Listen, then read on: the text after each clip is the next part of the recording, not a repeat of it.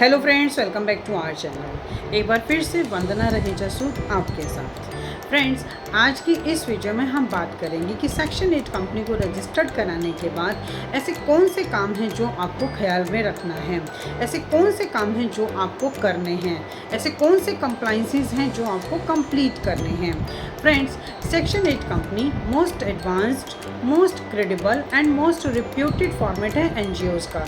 But कुछ compliances complete ना होने की वजह से आप अपनी सेक्शन 8 कंपनी को एक लॉन्ग टर्म तक के लिए चला नहीं पाते हैं और आपको प्रॉब्लम्स आनी शुरू हो जाती हैं। तो फ्रेंड्स, आज की इस वीडियो में हम यही बात करेंगे कि ऐसे कौन से कंप्लाइंसेस हैं, ऐसे कौन से काम हैं जो आपको सेक्शन 8 कंपनी के रजिस्टर्ड होते ही करने हैं। सबसे पहला, जैसे ही आपकी सेक्शन 8 कंपनी रजिस्टर्ड हो जाती है, आपको किसी भी बैंक में सेविंग अकाउंट को ओपन करना है। सेविंग अकाउंट को ओपन करने का फ़ायदा ये है कि आपके ऊपर किसी भी तरह के कोई भी चार्जेस नहीं लगेंगे और आपके बैंक अकाउंट में जो भी पैसा होगा आपको उसमें इंटरेस्ट मिलता रहेगा। दूसरा, जैसे ही आपकी सेक्शन 8 कंपनी रजिस्टर्ड हो जाती है, आपको इनकम टैक्स एक्ट के सेक्शन 12AB एंड 80G में प्रोविजनल रजिस्ट्रेशन सर्टिफिकेट का अप्रूवल लेना है। बहुत से लोगों को ये कन्फ्यूज़न होती है कि ये जो रजिस्ट्रेशन है ये 1 साल या 3 साल के बाद ले सकते हैं, बट ऐसा कुछ नहीं है। जैसे ही आपकी सेक्शन 8 कंपनी बनती है, 24 घंटे के अंदर अंदर आप इनकम टैक्स एक्ट के सेक्शन 12AB एंड 80G में अपनी सेक्शन 8 कंपनी के लिए प्रोविजनल रजिस्ट्रेशन सर्टिफिकेट का अप्रूवल ले सकते हैं। तीसरा, जैसे ही आपकी सेक्शन 8 कंपनी बनती है, आपको नीति आयोग का एनजीओ दर्पण में एक रजिस्ट्रेशन होता है, वो कराना है। ये एक भारत सरकार का पोर्टल है और ये एक ऐसा पोर्टल है जिससे सरकार एनजीओ के साथ और एनजीओ सरकार के साथ जुड़ी रहती है और एक दूसरे के लिए काम करती है। चौथा, जैसे ही आपकी सेक्शन 8 कंपनी बन जाती है, आपको विद इन 30 डेज़ किसी भी सीए को एज अ ऑडिटर अपॉइंट करना है और इसका इंटीमेशन लेटर आपको मिनिस्ट्री ऑफ कॉरपोरेट अफेयर्स यानी कि कंपनी ऑफ रजिस्ट्रार में देना है।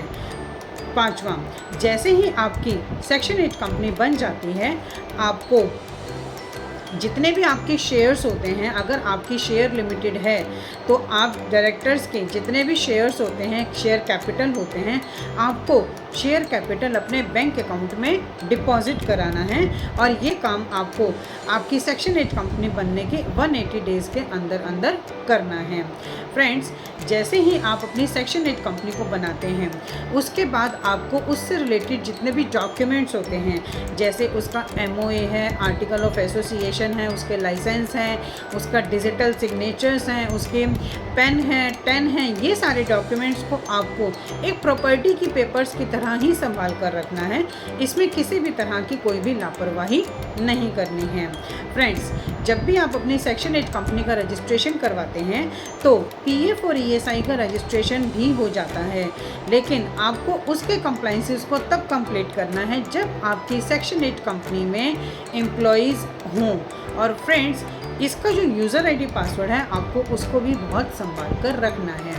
फ्रेंड्स, जो सेक्शन 8 कंपनी होती है ये एक नॉन प्रॉफिटेबल ऑर्गेनाइजेशन होती है, ये समाज सेवा करती है और ये चैरिटेबल एक्टिविटीज़ करती है। ये किसी भी तरह की कोई भी कमर्शियल एक्टिविटीज़ नहीं करती है। बट बहुत से लोग एनजीओ में GST का रजिस्ट्रेशन भी करवा लेते हैं।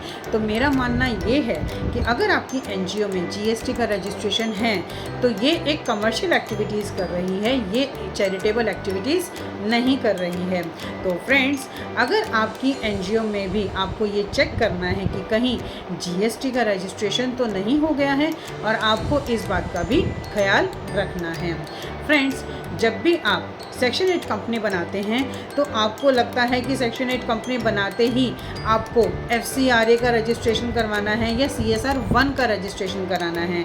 बट फ्रेंड्स, मैं आपको बता दूं कि FCRA का रजिस्ट्रेशन और CSR 1 का रजिस्ट्रेशन आपको अपनी सेक्शन 8 कंपनी बनाने के 3 साल के बाद लेना चाहिए और तब तक आपको अपनी एनजीओ में प्रॉपर वे में वर्किंग करनी चाहिए ताकि आपकी एनजीओ CSR फंडिंग और FCRA यानी कि फॉरेन कंट्रीब्यूशन रेगुलेशन एक्ट में रजिस्टर्ड होने के लिए एलिजिबल हो जाए। 10th एंड लास्ट पॉइंट, जब भी आप अपनी सेक्शन 8 कंपनी बनाते हैं तो आपको यंगर वॉलंटियर्स को अपॉइंट करना चाहिए, ताकि आप उनकी एनर्जीज़ का यूज़ करके आप अपनी एनजीओज़ को, अपनी सेक्शन 8 कंपनी को बहुत अच्छे से चला सकें। और साथ ही आपको सीनियर पर्सन्स को भी अपॉइंट करना चाहिए, ताकि आप उनके एक्सपीरियंस का यूज़ कर सकें।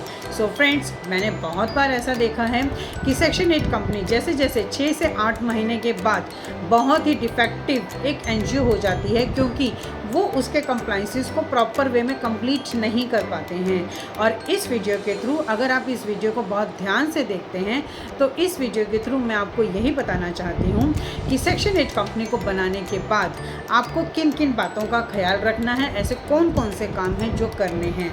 आई होप ये वीडियो आपके लिए काफ़ी यूज़फुल होगी। इसी तरह की इन्फॉर्मेटिव वीडियोज़ को कंटिन्यू देखने के लिए आप हमारे YouTube channel and WhatsApp channel Protex corporate solutions Vandana Raheja को सब्सक्राइब, लाइक एंड शेयर करना ना भूलें। Thank you.